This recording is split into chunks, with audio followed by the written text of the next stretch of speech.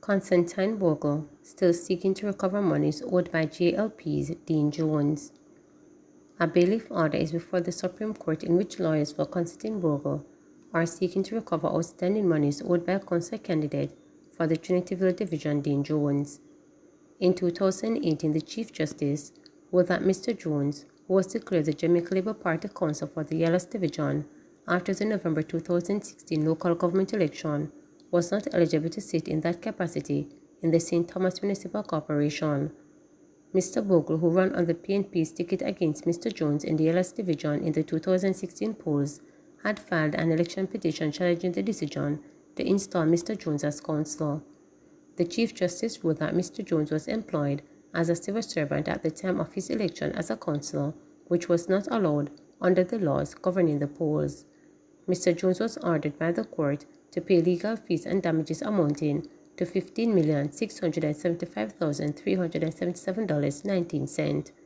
According to one of Mr. Bogle's lawyer, Bert Samuels, 4 years after the 2020 court order, the majority of the money has not been paid. There have been less than $1 million plus paid towards that. As it stands, there is outstanding over $14 million in cost to be paid by the first respondent, Dean Jones, to the successful party in that case, Constantine Bogle stated the attorney. Counsel for the White Horses Division, Hubert Williams, has argued that the failure of Mr. Jones to complete the payment to Mr. Bogle could disqualify him from sitting in the municipal corporation if he is successful in the February 26 poll. But Mr. Samuel said the 2016 case should not affect Mr. Jones' candidacy. This issue of outstanding amount in the past case is a separate issue from his eligibility to become nominated as a local government representative. It has nothing to do with the current local government election. Once he is qualified, and I can't say whether he is or not, but once he is qualified, he can go forward and become a candidate. Supervised children participating in political events, child's advocate. As the February 26 local government election draws nearer, children's advocate Diana Gardner-Harrison is urging parents to ensure there is adequate supervision for their children participating in political activities. This follows Sunday's tragic incident where a 15-year-old boy fell from a bus during a PNP motorcade in Portmore St. Catherine and later died. The incident has sparked debate in the public domain about whether children should be allowed to participate in political events.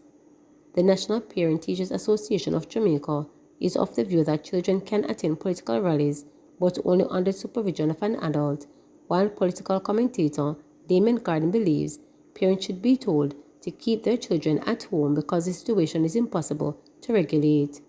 In an interview Monday morning with reporters, Mrs. Gardner-Harrison described Sunday's incident as unfortunate and expressed condolences to the boy's family. But she does not want the incident to be used as a means to restrict children from political activities, but rather to improve their safety at these events. I'm backed up here by the Committee on the Rights of the Child that once there is an adequate supervision, there is nothing that is wrong with children participating in political activities. It's actually a very useful way of exposing them to the civics of the country, and there is a democratic process that guarantees that once you attain a particular age, there is a universal adult suffrage. And so, if the youngster has an interest and wants to explore, then I see nothing wrong with it, she explained. Mrs. Gardner-Harrison added that children should only be allowed to participate in age-appropriate political activities with the consent of their parents. She went on further to remind adults at political rallies that they have a duty to care for and ensure the safety of children in their midst. Savannah Lamar, PNP council caretaker, concerned with crime rate in her division. Following Wednesday night shooting of 4 people as they were leaving a Valentine function at a bar, People's National Party council caretaker for the Savannah Lamar division, Jillian Chang, is expressing concern about the space of crime which she said has haunted her division. According to the police, 4 people were shot outside the bar and were rushed to the hospital where they underwent treatment. Reporters understand that one of the victims, who reported a gunshot in her abdomen, is employed at the bar. I want to express my sympathies to the families of the persons who have been shot. It is really a sad time in Savannah Lamar. Within the last 3 weeks, we've had a similar encounter, Chang told reporters on Thursday afternoon. She said one of the victims, who is known to her, is unconscious and in serious state. One of the persons who was shot is one of my former employees, and I understand that she is in critical condition, and she is also a member of my division, a distraught Chang stated. She said a similar incident 3 weeks ago also left more than 3 people in her division wounded after they were shot up at a party. We have really been haunted by the space of crime in Savannah Lamar, she stressed. She has pledged to coordinate meetings with the relevant stakeholders and have the necessary discussions surrounding the crime plaguing the business hub. One vendor who plies her trade in the township still reporters that she is scared and opts to close her business earlier than usual. "Me no feel good about the shootings. I'm afraid me have to go in earlier, sometimes 7 or 8 p.m., one vendor said on condition of not being named. She said before the shootings she would stay overnight in the town as she tried to make a living, but her hours have been shortened since. Every day is shooting or murders, it get worse," the vendor bemoaned. Meanwhile, one resident told reporters that the 15 years maximum sentence for criminals or slapped to it not sufficient. "Me no like how dem a go on. Too much killing. Why dem no just come out?" the elderly man said. He said back in his time he would have stayed out at night, but not now. It is for that reason he suggested that the government apply harsher penalties to perpetrators of crime. The government must put more resistance pan a killer them. From you catch a man with a gun, put it on him. Then now have to come back a road, cause a dem a come back and a dem a come back and do it again, he stressed. Majority of Jamaicans know their councillor's name, but say their presence are not being felt. There is a relatively high degree of awareness when it comes to Jamaicans knowing their councillors. That's according to the latest result of the polls, which canvassed responses about public knowledge of councillors' name, their visibility and performance improvement. 62% of Jamaicans say they are aware of the name of their councillor that represents their division.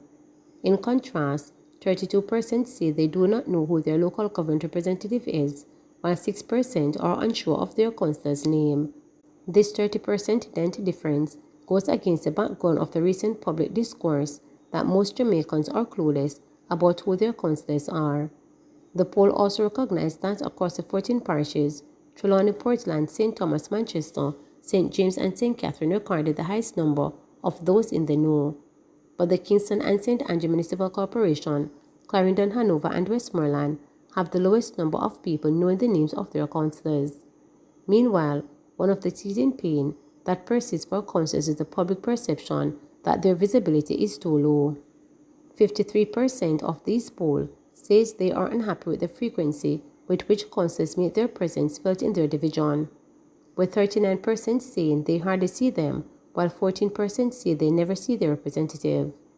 On the opposite end of the 39% of respondents who say they are content with the extent to which their councillors come around, 18% say they visit the division very often, and 21% say the councillors visit oftentimes present.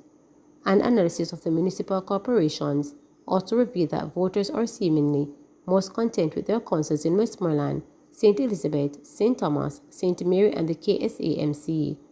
The lowest satisfaction levels were recorded in Hanover, Trelawney, Clarendon and St. James. On the issue of performance, voters are divided when it comes to the service improvement over the last 7 years. 35% generally feel that the service quality has improved since 2016. This, however, is negated by the 39% of respondents who believe performances have been stagnant, while 26% express uncertainty. The people of Hanover, St. Catherine, St. James, Clarendon and St. Elizabeth, they say they have seen improved service quality from Parish Council. In contrast, Trelawney, Portland, Westmoreland and St. Mary were listed as having corporations with the lowest quality of service. The latest poll was conducted among a representative sample of 1,010 registered voters aged 18 and older in all 14 parishes. Fieldwork was conducted over the period February 2nd to February 7th. The margin of error was plus or minus 3% at the 95% confidence level. Please remember to subscribe, like, share, and click the notification bell for daily updates.